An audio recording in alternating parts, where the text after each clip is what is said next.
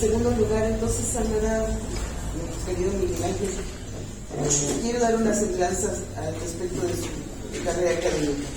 Él es egresado del POLI, en el SICI, es ingeniero químico industrial. Realizó estudios de maestría en Japón y doctorado en el UNAM.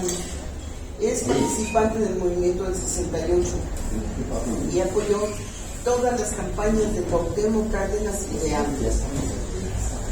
Como un dato muy interesante es que él tiene una trayectoria laboral de 35 años trabajando en el Instituto de Investigaciones Eléctricas. Así es que damos la palabra a Miguel Ángel. Sí, gracias. Bueno, buenas tardes, noches, no sé. Bueno, ya soy jubilado, claro, porque creo que no se puso en claro esa situación. Ya tengo como unos 6 años, 7 años jubilado. Hablaremos entonces del libro.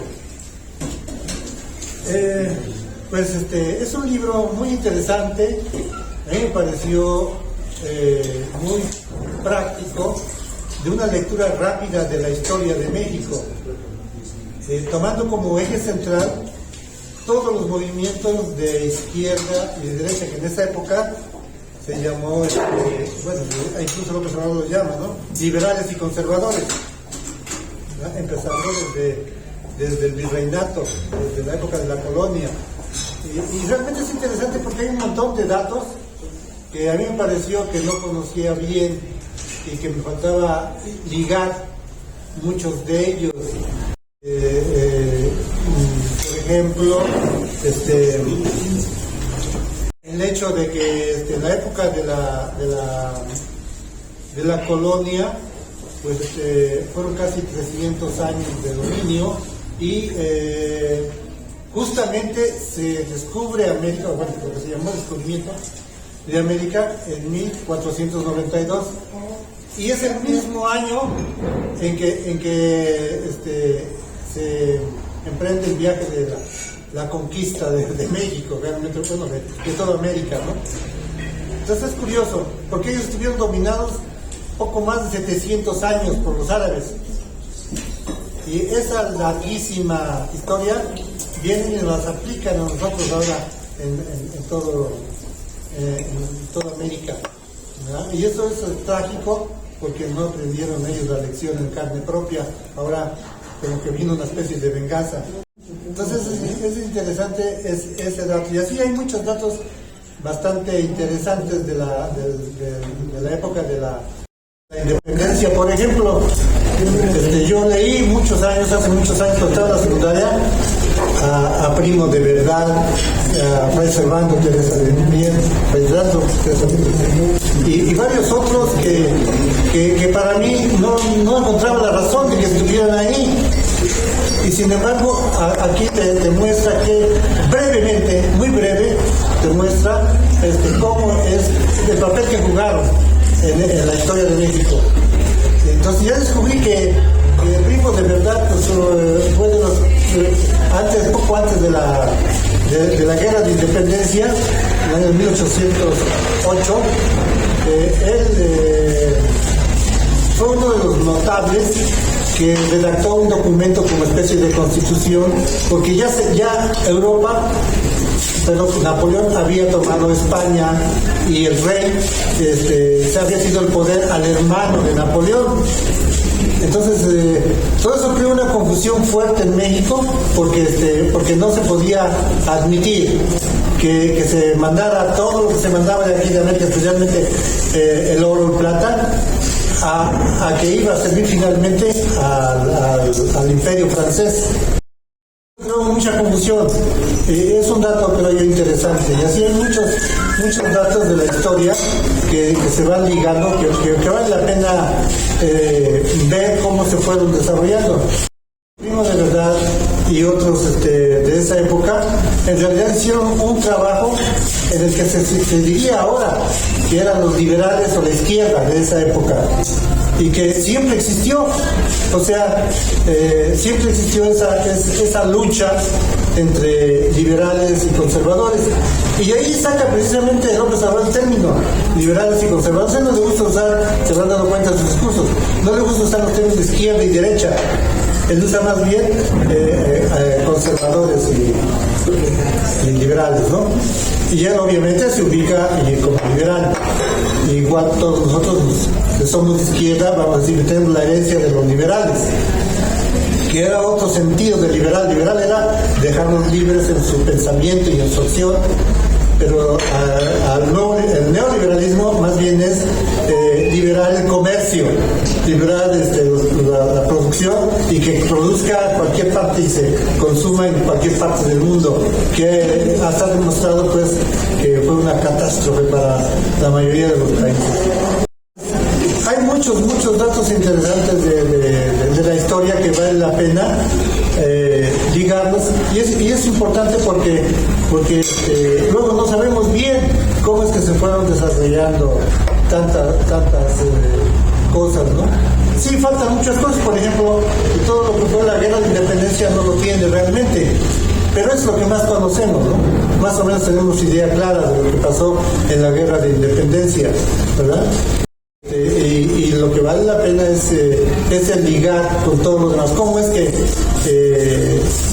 muere Hidalgo, o lo matan, lo presan por traición, y luego también lo toma la bandera Morelos, y luego Morelos muere, lo matan también, y Guerrero y todo el sur de México se mantuvo siempre en guerra. Y hasta lo que he leído por ahí en otros lados, en realidad fue una guerra de prácticamente todo el país, cosa que no lo sabemos bien todos. O sea, como que pensamos que nada más fue la parte central y México, y no, hubo una gran extensión de esta guerra de independencia, y eso pues vale la pena de ver el ligue que tiene, ¿no? Hay una cantidad de personajes interesantes que se van desarrollando. Por ejemplo, Agustín de Iturbide, ¿no? Agustín de Iturbide que tenía la bandera de llamadas 3 garantías, y cosa curiosa era que la religión era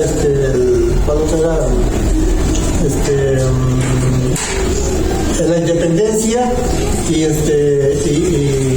cuando no me acuerdo ahorita, pero que nos gobernara un rey europeo, un rey Borbón, decía. Entonces esas eran las 3 garantías, y realmente podemos ver que la guerra de independencia paró gracias a ese acuerdo que se hizo de Iturbide con Guerrero, y que fue lo que paró la guerra. Pero era una guerra que no tenía fin, y era una guerra también que como les mencionaba hace rato, en Europa estaba tomado por Napoleón, prácticamente toda Europa, y no había sentido. Los de aquí no querían depender de Napoleón, y entonces por eso también los habitantes de este país, los descendientes españoles, los criollos, son los que hicieron esa lucha fundamentalmente. Y yo creo que también, aquí no lo menciona mucho, pero está la cuestión de la Ilustración, que es el movimiento social más importante en la época de la Revolución Francesa, y que esas ideas de progreso, de desarrollo y de independencia son las que permearon en nuestros héroes como Hidalgo y como Morelos. Ellos leyeron mucho eso, y por eso estamos donde ellos pudieron ser esos líderes que llevaron a nuestro país a la independencia. Claro, nuestra independencia fue muy costosa, ¿no? Muy costosa, fue hasta el año 1821, como ustedes saben, cuando se logró este acuerdo. Y luego de ahí para adelante fue una guerra interminable. O sea, resulta que cuando triunfa el movimiento trigarante, en realidad querían un rey Borbón, y en Europa no les hicieron caso. Entonces Iturbide al año siguiente prácticamente se autonombra emperador, tenía al Congreso ahí a su favor, sobre todo porque en esa época, como realmente sean los francos, el movimiento triunfante fue el movimiento conservador con este Iturbide, que por cierto, él en la guerra de independencia luchó fuertemente y tuvo un momento crítico, a lo que yo he leído en otro lado, en donde en la batalla del Cerro de las Cruces fueron derrotados y ahí iba Iturbide. O sea, pudo haber sido agarrado preso y desaparecido o lo que sea, y Hidalgo no tomó la Ciudad de México. Una tragedia, porque después las repercusiones fueron muy serias. Y creo, desde mi punto de vista, haciendo una conclusión a ese respecto, que sí, en ese momento se hubiese tomado la Ciudad de México, pues y lo que no temían era una masacre, lo que temían era una masacre de españoles. Esa masacre hubiera, desgraciadamente, para ellos y para el país hubiera sido benéfico que se hubiera terminado con esa clase que vino a estar siempre molestando y siempre al lado del poder económico y político y de mentalidad que ejercía la Iglesia. Entonces la Iglesia era una potencia, ¿no? Es decir, había un amaciato entre ellos, y eso pues es algo que perduró por muchos años y que incluso hasta la fecha podemos decir que perdura esa diferencia, ¿no? En la que la Iglesia siempre aliada de la derecha y los grupos de choque, como incluso López Obrador ha sufrido mucho en ese sentido, casi las iglesias no lo apoyan.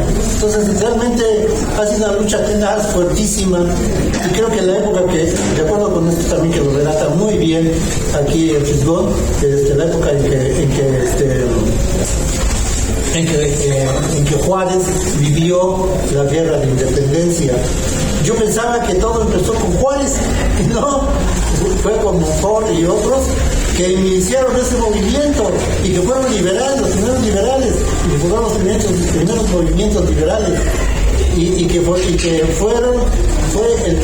emitió las leyes que después tomó Morelos. Todas esas cosas que yo no sabía, por ejemplo, aquí me vine enterando.